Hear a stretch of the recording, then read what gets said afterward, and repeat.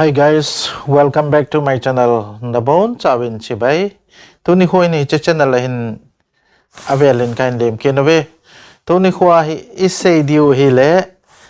text kitile TAZS text khu iti sut ding ham ai lo le idea inei lo ai la hoya ko na la the ham hitabang idea ho chu hoya hin smooth the ham ti hi kain sei no min ye chu tampi hin text so hi fill up tiang mole idea inei lo hin ye chun hi che text khu video rank abol ji in ye chu video viral ai thein ding in hi chun hi che text ho khu iti min asu na nang le ken iti sut ji ham che tiang le hoya ko na iti la dam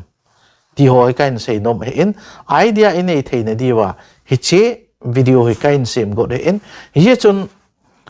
achai na ge inave en lang chule hi cheka channel a he amasa pen ni ai le long se nen channel ki thopi na en subscribe nei bol pen lang chule bell icon ko me witin notification ko all in ko te chutile hi tabang video ho kain sem ki teng le amu masa pen ni ding hi yela tun taxi hoya ko na youtuber len len hon ala wa a video ho rank nei ta aso jiu ham zteng le video viral thei ham ti ho hi ga veo hi te tu ni kho hin ai le tu hin ga pan taw hi to screen recorder ga oning ka te screen recorder ko on tan tun ka hin vet sa diu he tun hi che channel hin gin sang me de hin ga lu ning ka tin text khat kan vet sa diu he seteng la manage video ga lu ning ka tin a he jong im diu he text so hi yong le hoi la ya ham ti a hello lai text sun lo hi la yong video an sem jong itam diu hi chun toin dot to me ga kling katin hi che video hi publish ka bol lo la hen it edit advanced setting hi ga lu ning ting che be leo chun hi che publish ka bol lo la hen anoi la nga hin more option kiti a text category comments and more kiti hen line ga lu ning kate che be leo chun tu hin mu thei diu hi ta en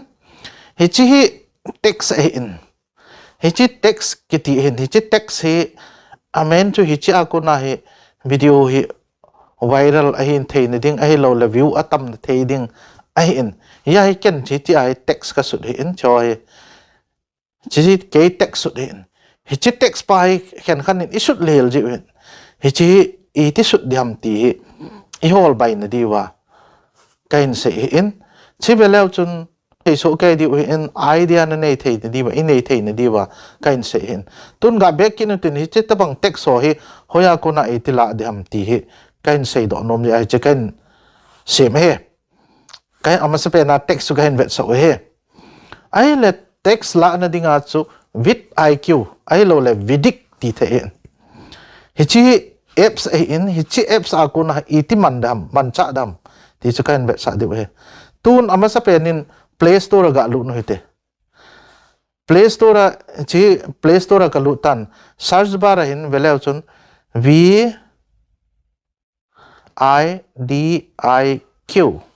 vidIQ chi search ga bol lew han chi veleu chun vidIQ kati vidIQ for YouTube akitin hi chi kaiman download ka bol sa hin na hon jong naman sa num wa hele download ki bol nun lang iti man cha dam kan vet sa de tuin ga hong hi te o chi ka hong tan chi veleu chun hi chi search keyword akitin search keyword cha hi ep na sut dam ti ale nang man video tu an na same video chu example la na video same chu a title ep ham a title subject chu ep ham hi chi la ya hi na ta hi le keyword text an na sut ding ho chu cha in nain vet sa yang de hen hi chi keyword ho chu naman cha a text a chu na sut de he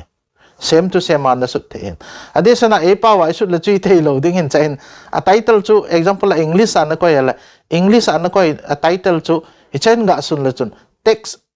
hi chi video a text na sut de ho chu hi cha hin sei pi di hin tuin ken ga suning ka te tua video ka same hi chi ka same hi a text ka hol de hi chi text bang banga chu ka su na keiman hi cha hi upload ka bol de tun ga su no hi te hi chi vidIQ vidIQ video hi ka post na dingai chi text ka sut de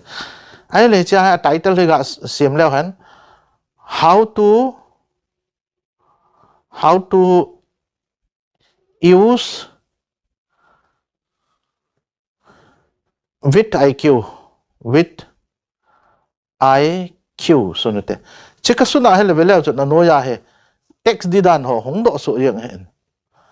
hi chi text ka sut di dan ho chu hong do so yang hen hi cha plus symbol a ho plus ball pe the hen la ke man hi chi ball pong ka tin tu hin velaw chun ga tol to ki lew chun aban ho ki de che hi chang hi idea hin pe hin hi choi ka sut the hi cha title to ki tu hi ai sut the tu hin ke man hi choi plus me 11 ke man screenshot ka bola ka koi de che screenshot ka bol tan tu hin ga tol to ki ning ke tin che screenshot ka bol kitan tu hin hi chi chu ke man tua hi text ka sut ding teng la tua video ka hin sem hi text ka sut ding teng la hi chi text so hi kaman cha de ya chu search bara hi nang man na video title chu english sama chu na ta hi le cha hi text di chu i tabang bang chu text so a hoi pha omam nen pe jeng di we in hi chi text so hi hoya ko na kila do a ki sun ji ham ti ho hi i he thein ni wa hi chi video hi kan sem hi in tua video ka hin sem hi nang hon ken a hello lai hon video text isu tiang le iman cha thein di wa i khan to pi thein di wa ka hin sem hi hi chan chu hian lang tu nia sei theu chu video hi na phat chom pia hi le long se nen share wang nei bol pe bo ti hi ka taw na nom he le ka ke pai chan chu hian le